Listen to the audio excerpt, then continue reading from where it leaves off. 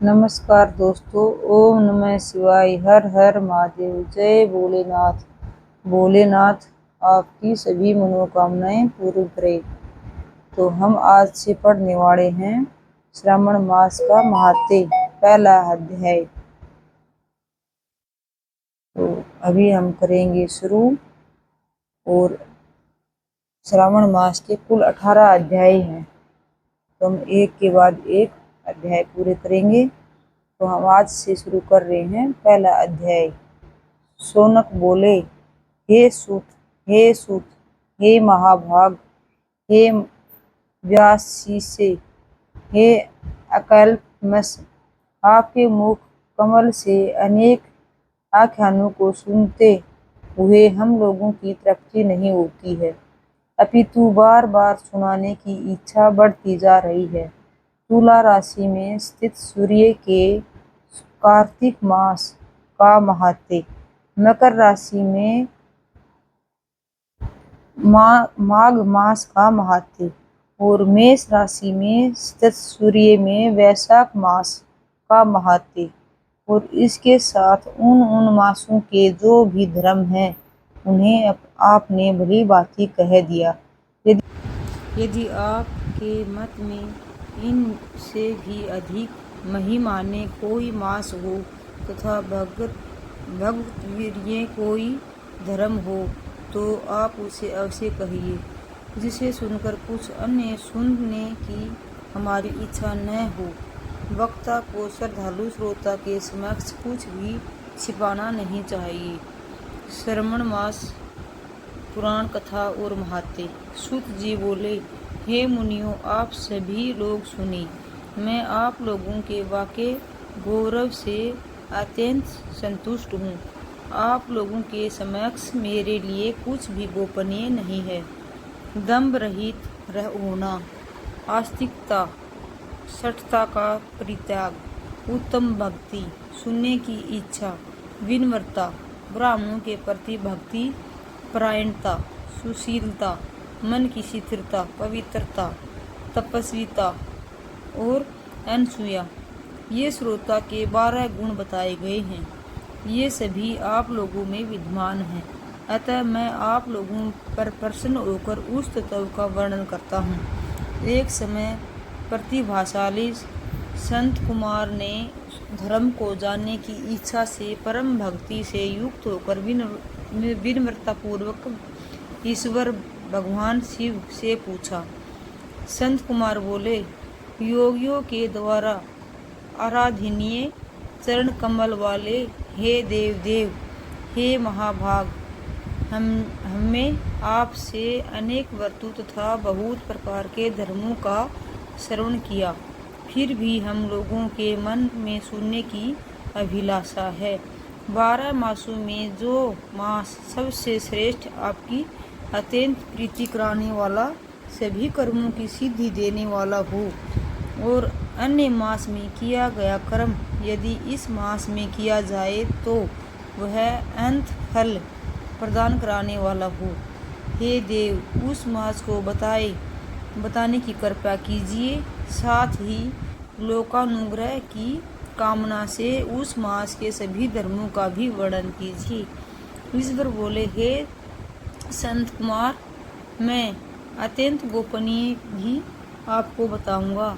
हे सुव्रत, हे विधि नंदन, मैं आपकी सर्वणेच्छा तथा भक्ति से प्रसन्न हूँ। 12 मासों में श्रावण मास मुझे अत्यंत प्रिय है। इसका महात्म्य सुनने योग्य है, अतः इसे श्रावण मास कहा गया है। इस मास में श्रवण नक्षत्र युक्त पूर्णिमा होती है, इस कारण से भी इस श्रावण कहा गया है। इसके महात्म्य के श्रवण मात्र से यह सिद्धि प्रदान करने वाला है, इसलिए भी यह श्रावण संज्ञा वाला है। निर्मलता गुण के कारण यह आकाश के सदृश है, इसलिए नभा कहा गया है। इस श्रावण मास के धर्मों की गणना करने में इस पृथ्वीलोक में कौन समर्थ हो सकता है। इसके फल का संपूर्ण रूप से वर्णन करने के लिए ब्राह्मण जी 4 मुख वाले हुए। इसके फल की महिमा को देखने के लिए इंद्र हजारों नेत्रों से युक्त हुए और जिसके फल को कहने के लिए शेषनाग 2000 जीवों से संपन्न हुए। अधिक कहने से क्या प्रयोजन, इसके महात्म्य को देखने और कहने में कोई भी समर्थ नहीं है। हे मुने, अन्य मास इसकी एक कला को भी नहीं प्राप्त होते हैं। यह सभी व्रतों तथा धर्मों से युक्त है। इस महीने में एक भी दिन ऐसा नहीं है जो व्रत से रहित दिखाई देता हो। इस मास में प्राय सभी तिथियां व्रत युक्त हैं। इसके महात्म्य के संदर्भ में मैंने जो कहा है वह केवल प्रशंसा मात्र नहीं है। आर्तों, जिज्ञासुओं, भक्तों, अर्थ की कामना करने वाले, मोक्ष की अभिलाषा रखने वाले और अपने अपने अभीष्ट की आकांक्षा रखने वाले चारों प्रकार के लोगों, ब्रह्मचर्य, गृहस्थ, वानप्रस्थ, संन्यास आश्रम वाले को इस श्रावण मास में व्रतानुष्ठान करना चाहिए। संत कुमार बोले, हे भगवान, हे सत्तम, आपने जो कहा कि इस मास में सभी दिन एवं तिथियां व्रत रहित नहीं हैं, तो आप उन्हें मुझे बताएं। किस तिथि में और किस दिन में कौन सा व्रत होता है? उस व्रत का अधिकारी कौन है? उस व्रत में कौन सा व्रत होता है? उस व्रत का अधिकारी कौन है? उस व्रत का फल क्या है? किस किस ने उस व्रत को किया? उसके अध्यापन की विधि क्या है? प्रधान पूजन कहाँ हो? जागरण करने की क्या विधि है? उसका देवता कौन है? उस देवता की पूजा कहाँ होनी चाहिए? पूजन सामग्री क्या क्या होनी चाहिए? और किस व्रत का कौन सा समय होना चाहिए? हे प्रभु, वह सब आप मुझे बताएं। यह मास आपको प्रिय क्यों है? किस कारण यह पवित्र है? इस मास में भगवान का कौन सा अवतार हुआ? यह सभी मासों से श्रेष्ठ कैसे हुआ? और इस मास में कौन कौन धर्म अनुष्ठान के योग्य हैं? हे प्रभु, यह सब बताएं। आपके समक्ष मुझ अज्ञानी को प्रसन्न करने में कितना ज्ञान हो सकता है, अतः आप संपूर्ण रूप से बताएं। हे कृपालु, मेरे पूछने के अतिरिक्त जो भी शेष रह गया हो उसे भी लोगों के उद्धार के लिए कृपा करके बताएं। रविवार, सोमवार, सोमवार, बुधवार, बृहस्पतिवार, शुक्रवार और शनिवार के दिन जो करना चाहिए, हे विभो, वह सब मुझे बताइए। आप सबके आदि में आविर्भूत हुए हैं, अतः आपको आदि देव कहा गया है। जैसे एक की विधि बाधा से अन्य की विधि बाधा होती है, वैसे ही अन्य देवताओं के अल्प देवता के कारण आपको महादेव माना गया है। तीनों देवताओं के निवास स्थान पीपल वृक्ष में सबसे ऊपर आपकी स्थिति है। कल्याण रूप से होने के कारण आप शिव हैं और पाप समूह को हरने का कारण आप हर हैं। आपके आदि देव होने में आपका शुक्ल वर्ण प्रमाण है, क्योंकि प्रकृति में शुक्ल वर्ण ही प्रधान है, अतः वर्ण विकृत है। आप कर्पूर के समान गौर वर्ण के हैं, अतः आप आदि देव हैं।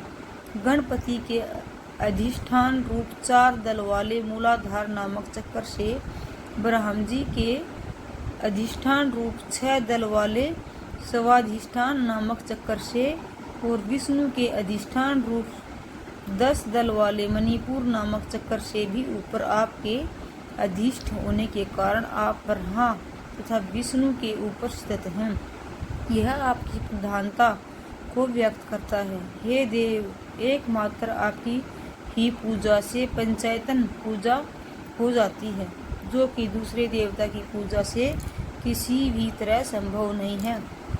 आप स्वयं शिव हैं।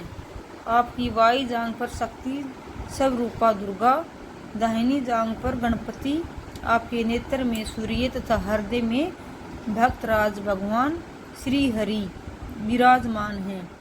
अन्न के ब्रह्मा रूप होने तथा रास के विष्णु रूप होने तथा और आपके उसको भोक्ता होने के कारण हे इंसान, आपके श्रेष्ठ में किसे संदेह हो सकता है। सबको विरक्ति की शिक्षा देने हेतु आप शमशान में तथा पर्वत पर निवास करते हैं। पुरुष सूतक में उता मरत सेनो सानो इस मंत्र के द्वारा प्रतिपादन के योग्य हैं। ऐसा महर्षियों ने कहा है। जगत के संहार करने वाले हलाहल को गले में किसने धारण किया। महाप्रलय की कलांगिनी को अपने मस्तक पर धारण करने में कौन समर्थ था। संसार रूप अंधकूप में पतन के हेतु कामना को किसने भस्म किया। आप ऐसे हैं कि आपकी महिमा का वर्णन करने में कौन समर्थ है। एक तुच्छ प्राणी में करोड़ों जन्मों में भी आपके प्रभाव का वर्णन नहीं कर सकता। अतः आप मेरे ऊपर कृपा करके मेरे प्रश्नों को बताएं। इस प्रकार श्री कंद पुराण के अंतर्गत ईश्वर संत कुमार संवाद में श्रावण मास महात्म्य का पहले अध्याय पूर्ण हुआ। ओम नमः शिवाय। हर हर महादेव। भोलेनाथ सबकी मनोकामना पूरी करे। इसी के साथ महात्म्य में पहला अध्याय श्रावण मास का पहले अध्याय पूर्ण हुआ। और अगर आपको वीडियो अच्छी लगी तो वीडियो को लाइक करें, अपने अपने दोस्तों में शेयर करें, वो इस कथा को सुन सकें। और भक्ति आराधना चैनल को सब्सक्राइब करें। धन्यवाद। हर हर महादेव। ओम नमः शिवाय।